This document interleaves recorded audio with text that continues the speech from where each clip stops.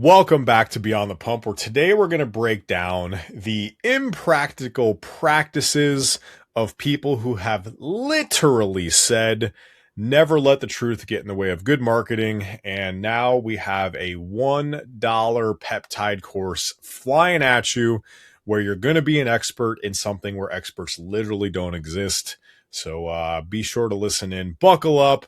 He's back at it with another jokester of a marketing employee. We're in the middle of our peptide segment series with our provider, Dr. Trevor Turner over there at Previta Health in Atlanta, jumping on, and he's gone over a couple series of different peptide families. And so this is our social dialogue on the business implications of what we're seeing out there from a predatory perspective and how to protect yourself and your future potential investment, because I promise you $1 never really is.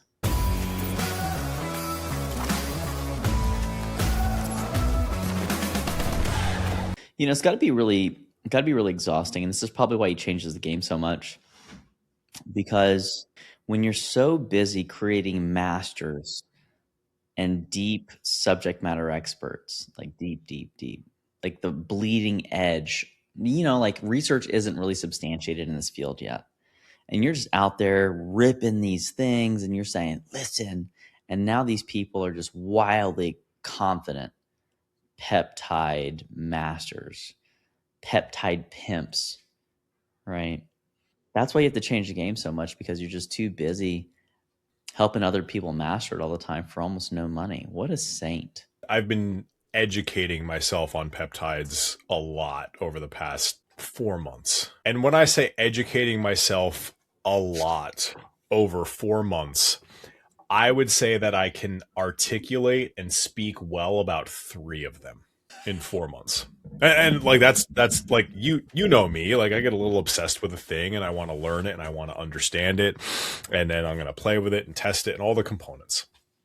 And literally I've deep dove on 3 of them to just understand them and how can they help and what do they do and just all the things. Like that's been the thing. And I can tell you with a high degree of certainty, in 4 months of time, there's still a lot of unanswered questions that I have around these peptides. And the crazy thing is every single time I go to research, which it's the internet and AI and all these different things, even the simplest stuff of like, hey, if you pick up a bottle of aspirin, Motrin, ibuprofen, Advil, and Aleve, right? Tells you take 1 or 2 of these things every 4, 6, 8 hours. Very, very specific, right? Like it doesn't change. Advil is Advil. Aleve is Aleve. Every single time I go look at these, it's like anywhere from 250, 300 micrograms every other day or 5 days a week with 2 days off to like 2 milligrams every single day for at most 2 months of dosing. None of it is, hey, if you weigh this much, and in this world, usually it's kilogram based, right? If you weigh this many kilograms, you should have this much of this stuff at this frequency. There's no like, none of that exists. Like it's that's the craziest thing to me about this is like, it is different everywhere you look. And that's probably the hardest thing for me to learn and understand of like, well, why? Well, why? Oh, but why? So anyways, just share it. 4 months, 3 of them decently well. And by decently well, like 40% of it. But you can do it for $1, so you probably should have just bought this course, dude.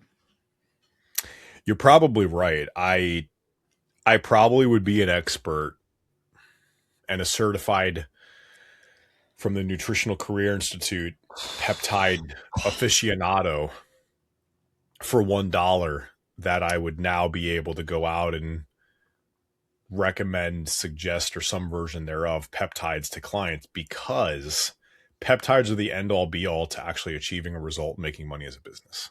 You know how good Jason Phillips actually probably thinks he is? That with tirzepatide and semaglutide and retatrutide, he probably thinks he's actually solving world hunger with these things because he's making people not hungry anymore.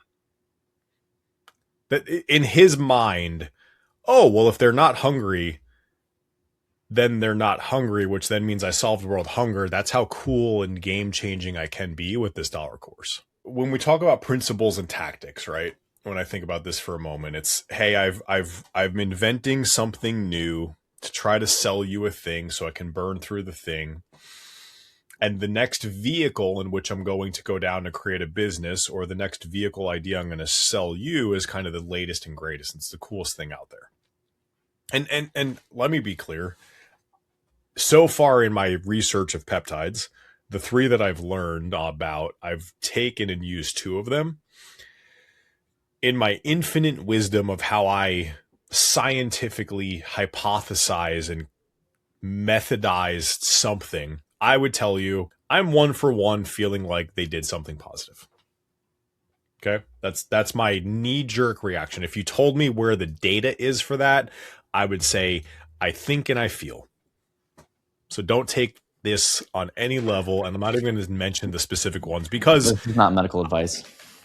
Yeah, like it's not medical advice. It's not absolute. It's not any of that stuff. But the reality is, when I look at the results that I've had while taking them, there's probably a billion things that, like, you would be like, well, Steve, you did this and you did that, and what about that thing and all. So from that perspective, it's like, I actually appreciate peptides, but taking a peptide by itself to solve all the world's problems is almost the feeling that is coming out of like some of the new stuff that's existing.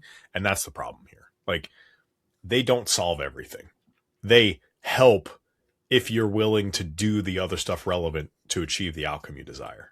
There's risk and reward, and then weighing out your resources, right? And the way I see it is, there's things that take a long time, but we know are generally relatively effective, almost guaranteed, right? Eat differently, train differently, you're going to get an outcome, right? What you do with those things is where you got to kind of figure that out. But we know we have decades and probably centuries of research on that strongly support it. So it's a safe investment, although a slow one. Risk low, reward high. Now, when we think about something like peptides, the nature of consumerism is that people want the next best thing, and they want it to be better than the current situation because people think that more is better and new is better. And it's not necessarily the case, although it can be sometimes. And so in the case of peptides, I think it's really important that as people are weighing out whether they should take it or not, because we do know, and I will admit, research lags sometimes years, sometimes decades behind real world practice. And sometimes, and usually it's the observation of a phenomena or something happening that's positive, that someone then is like, hey, let's empirically determine why that is. Let's figure out what specific mechanism it is. And this is why, the general thing of it works or it doesn't work, and then how does it work, and then when does it work, and why does it work? Those things allow us to better leverage the thing in a more targeted way. But try it. If the risk is low and the potential reward is high, why would you not? But if risk is higher and reward is shaky, you got to start weighing that out. If you're living paycheck to paycheck, I don't think you should probably be putting your money all in on Dogecoin. Like, that seems risky to me. But same analogy, it's risk analysis. What's the potential payoff versus what's the potential cost? If the potential cost is unknown and the potential payoff is meh or incremental, no. I mean, incremental validity is the amount of positive benefit over something else, right? So the incremental validity of peptides over nutrition interventions and fitness interventions or hiring a coach, just, and we're even seeing some research that I think was published in the last 2 weeks. GLP-1, agonists were, when you stop taking them, people regained all the weight back in a year and a half. That's crazy. So, was the reward there? Yes. Was it substantive? No. Turns out it wasn't, because it was done in isolation. And I think that we'll see a lot of the same when it comes to some of these other peptides and compounds that are emerging that, are probably like 5-ish years from any real meaningful longitudinal inferences that are considered positive or negative. Like we won't know if someone gets cancer until it's, fucking 20 years from now. So fuck with that if you want. I'm good. Like I'd rather just work out and manage my nutrition and spend my other time focusing on other priorities than diving into the peptides. But like that's not everyone. So my 2 cents on, is it worth it or not? Peptides. I don't think that you're a master for $1 though, and whoever the fuck is saying that's retarded. Clip that. I don't even care right now. Adam. It's irresponsible. It comes down to the illusion of expertise, or like in-depth understanding, or like some version thereof that is being sold. And I think the even bigger picture, because again, like I've been around people, or I've had clients for the past 2 to 3 years that are very heavily into the peptide world, hormones, and it's definitely intriguing to me as somebody who is a natural tinkerer, we'll say. But at the same point, like I can tell you there's not been anybody that I've met that's been taking consistent peptides or anything like that has been, they've done anything wild, outlandish, like out of this world crazy that I've not seen anybody do without peptides. Right. So that there is that level of like, okay. Now, again, like I said, dosing is the example. I took one that was literally anywhere from 250 micrograms all the way to 2 milligrams as like potential suggestions. So we're talking 1 to 8 on a level of whatever. When I took it, I did a 2 on that scale. So maybe for me, like maybe I could have done the 8 and maybe I would have gotten a more profound effect and I'd be more confident in my thing. But I also have this massive like, I like calculated risk. I'm willing to be pretty risky. Like I am, but I don't want to be 60 and be like, man, I regret doing that. Like for something that I could have just waited 6 more months for, was kind of my mentality. So that's when I went a little bit more low. And then the illusion that, oh, hey, you're a coach, you're a health coach, you're a fitness coach, nutrition coach, some version thereof. If you do peptides in your business, you will be successful. You know, the main person who's making money when you're giving your clients peptides is not you. Your client's obviously spending money. Yeah, you have this level of like, oh, I get to make some money here. I get this thing or some version thereof. And I'm not saying it's zero, but I promise you the main moneymaker is the people selling you the stuff or the people making the connection. Like that person is the one making the boatload of the money. And rightfully so. Like, hey, they're providing a service and connecting you and whatever. Like, I'm not saying it's a bad thing for them to make money, but I can tell you that the reason they care about making the money is literally to make the money. They're not in depth trying to make sure you truly have a successful business, because if they were, they'd be teaching you things like, you know, financial literacy in your business, helping you understand cash flow, helping you understand some level of client delivery services to create more efficiencies on the back end, and what ascension models might look like, and upsell, ascension, downsell offers, and all of these things. When at the end of the day, the one trick pony is you should sell your clients peptides. So just be wary of why they want you to buy the thing. Is it buy it for you or buy it for them? I'm just frankly a little bit disgusted in general in the whole premise. You know, as someone that engages regularly in actual research, reading it and doing my own for publication, like it just chaps my ass when someone's like, yeah, for $1, I can make you an expert. If there's anything about being predatory, that screams taking advantage of ignorant people. And frankly, like, I think everyone should get got at least once in their life, because it teaches you a little bit of discernment. If you've never been scammed, the longer you delay getting scammed, the bigger the scam potential is likely to be, because you're going to have more disposable income, more dispensable resources. And so when you get scammed in your 40s and they're like, hey, if you just take out your entire 401k, all a couple 100,000 of it, and, you know, and then if you just give them to me, and then I'm going to trade for you. And I've seen this happen on a handful of occasions, and people are emptying their bank accounts and they give it to a brand new like day trader, and the day trader then blows up their account, takes them down to zero. I mean, this was granted like 15 years ago, and I was dating someone, and she was one of those people that was teaching trading principles, and frankly, she had no idea what the fuck she was doing. She wasn't even profitable.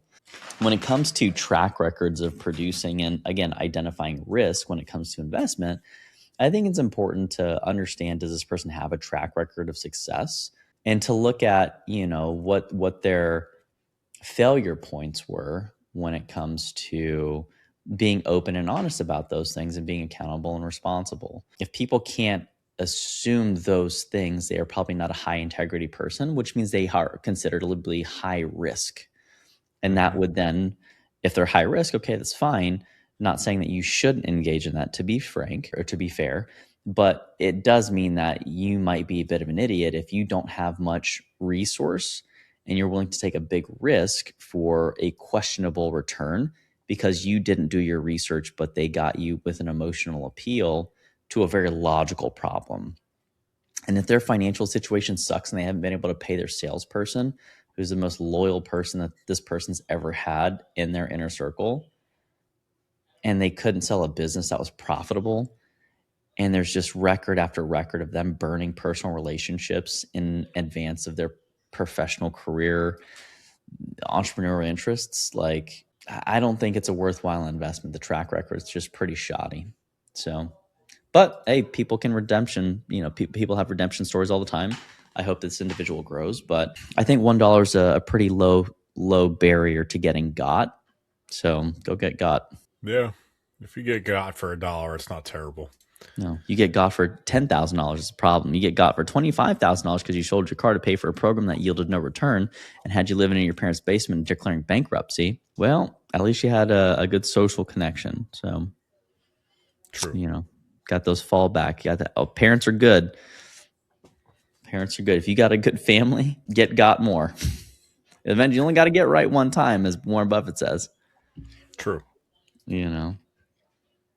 Anyways, be wary of what you're buying. I'm not saying something for $1 isn't worth it. I don't think that's what you're saying either. But the guise of the fact that you're going to be an expert on all of these things for $1, when literally expert status in these things does not exist today, like it just frankly doesn't exist, is the problem. It's not going to save your business. It's not going to make you hundreds of thousands of dollars a year. If anything, I think it offers a bit of a distraction in terms of like what you have going on. You want to layer in peptides and help with some labs and, gut testing and all these things in your business and like functional based or whatever. I don't think that's a terrible idea, like, to be honest. But if the cornerstone of your value proposition is literally, I do peptides, well, you suck. Like, that's like basically using Chat GPT today to solve the world's problems. You suck. Like, you're just not good at it anymore. Sorry. So, I wonder how that would go, actually. Maybe we should do an episode on that. Maybe. We don't need to discuss our AI-ness that you and I have going on, though. So, anyways, we appreciate you hopping on today to listen to this bit of a rant session. Make sure you know what you're buying. Make sure you have certain expectations set up when you're out there buying things on the internet. But appreciate you joining us today and Beyond the Pump, where we break down the business of fitness and nutrition. Don't get got, because that's not fun. If you like this episode, if you have any comments to this episode, throw them in there. Subscribe to the channel, like us, and, say hi on social media. And make sure you check out our other peptide segments as well. Peace.